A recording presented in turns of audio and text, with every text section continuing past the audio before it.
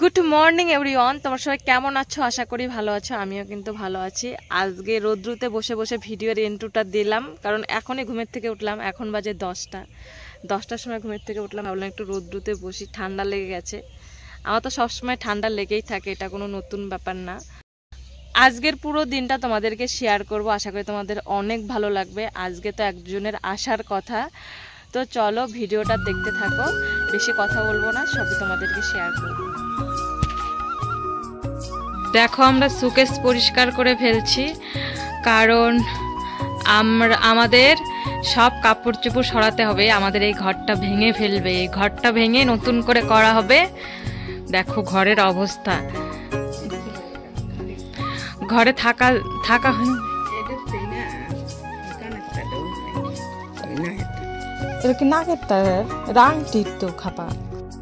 শোকেসটা আমরা খালি করছি, না হয় শোকেসটা ভেঙে গেছে, কারণ শোকেসটা তো সরাতে হবে, যেহেতু ঘরটা আবার নতুন করে করা হবে। এদিকে সব মায়ের শাড়ি ছিল, আর নিচের তাকে কিন্তু সব আমার জামা কাপড় এখনো অনেক আছে, ওই ঘরে শোকেসে আছে। তো ওই ঘরে শোকেসে এখন সুন্দর করে সব সাজিয়ে রাখবো, তো তোমাদেরকে সবই শেয়ার করব। আমাদের ঘর ভাঙলে একটা যে কত কাজ হয়, আমরা প্রচণ্ড চাপে আছি। এই দেখো কত শাড়ি,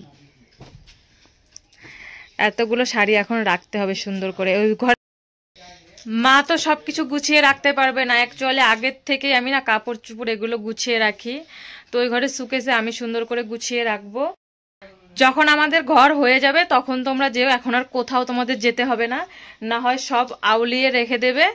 তো আমি সব গুছিয়ে দিয়ে যাব সুন্দর করে। আমি তো আছি এখনো 10-12 দিন। তো চলো আজকের ভিডিওটা দেখতে থাকো, তারপরে কিন্তু আরও একজন আসার কথা, তো ভিডিওটা দেখলে তোমরা বুঝতে পারবে। এই দেখো উপর থেকে নিচ অবধি এই সাইডে শুধু শাড়ি আর শাড়ি। দেখো কতগুলো শাড়ি, এখনো হয়তো শাড়ি আছে কোথাও না কোথাও। আমার এক তাকের মতো হবে, দিদির আছে কিছু শাড়ি, আর সব মায়ের শাড়ি। আমার কিন্তু স্নান করা হয়ে গেছে, এখন মায়ের সাথে সাথে সব জিনিসগুলো এই ঘরে আনছি। আমি হালকাগুলোই আনছি, মা ভারী ভারী জিনিসগুলো আনছে। এখন এই ঘরে একটা বিছানা করা, ভারী ভারী জিনিসগুলো মা আর ভাই দুজনে মিলেই আনছে, না হয় না আনা যাবে না, কারণ তোষকটা অনেকটাই ভারী।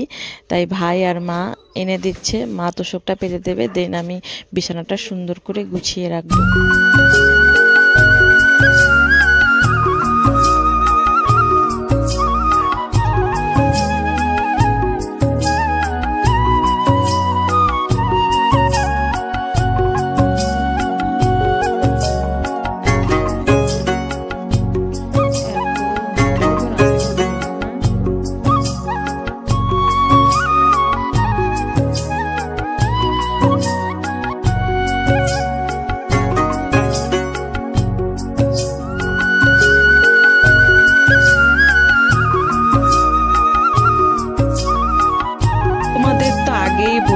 এক জায়গায় আমার যাওয়ার কথা, আমি স্নান করে নিয়েছি, একটু না ঘুমিয়েছিলাম, তার জন্য আমার টাইমটা বেশি হয়ে গেছে।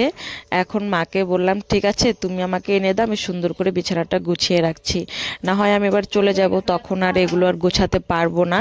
তাই মা এনে দিচ্ছে। আর এখন তো আমি ভারী ভারী কাজ করছি না, কারণ আমার কাজ করা বারণ, আর অল্প কাজ করলেই না আমি হাঁপিয়ে যাই। তবু মাকে একটু গুছিয়ে দেওয়ার চেষ্টা করছি, তাহলে মার আর কি একটু সুবিধা হবে। মার তো মাথায় কাজ করছে না, কোন জিনিস কোথায় রাখবে। একটা ঘর ভাঙলে একটা ঘরের মধ্যে কি কম জিনিস থাকে? তো আমাদের আর একটা ঘর বাকি থাকবে, তো একটা ঘরের মধ্যে কি আর সব জিনিস ধরবে? কিছুতেই সম্ভব না। তবু মানে চেষ্টা করছি রাখার জন্য। আরও একটা ছোট্ট করে ঘর তুলতে হবে, মানে টেম্পোরারি, না হয় জিনিসগুলো কোথায় রাখবো তো সবই শেয়ার করব। আজকে হচ্ছে বুধবার, আজকে কিন্তু আমাদের ঘর ভাঙা হবে।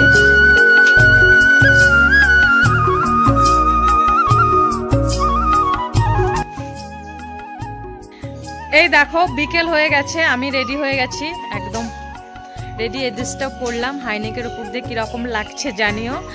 আর যার আসার কথা ছিল সে আসবে, আমি একটু আগেই বের হচ্ছি, কারণ অনেক দিন থেকে গাড়ি চালানো হয় না, আস্তে আস্তে যাব, তার জন্য একটু আগেই বেরোলাম।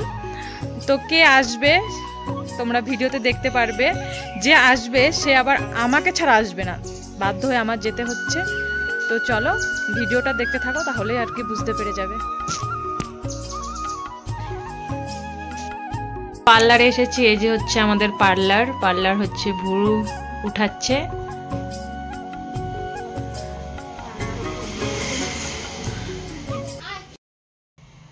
আর ওই তো ভুরু উঠিয়ে দিচ্ছে আর উঠাচ্ছে একই, ঠিকই আছে। না না, পার্লার কি ভুরু উঠায় নাকি?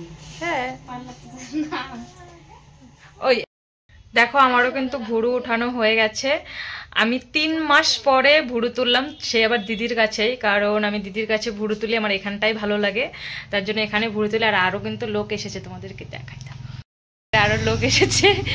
এখন নাক ফুটো করবে। এই যে একটা বুনু, আর এটা তো কি দিদি বলি, যেহেতু আমারও বিয়ে হয়েছে। এখন তো বৌদি বলা সাজে না।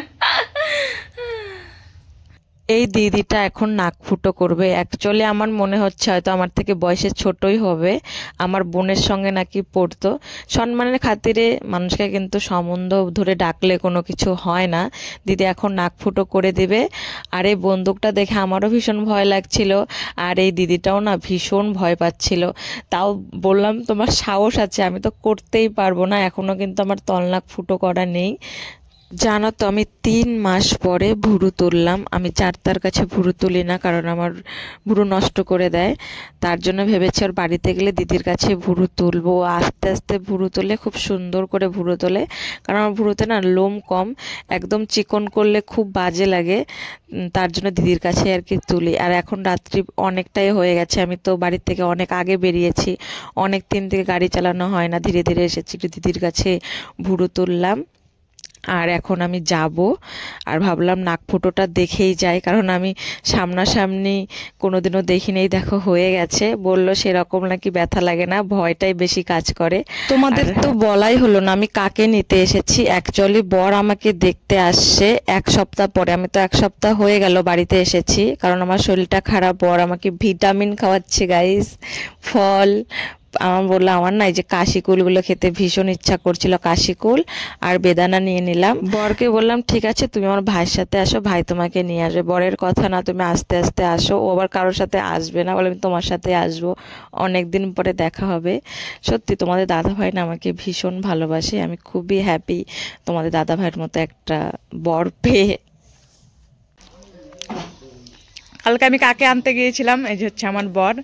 সকালে দেখাচ্ছি, রাত্রে আবার অন্ধকারে দেখা যাবে না তো, তার জন্য রাত্রে দেখাই নাই, তাদের সকালে দেখাই দিলাম।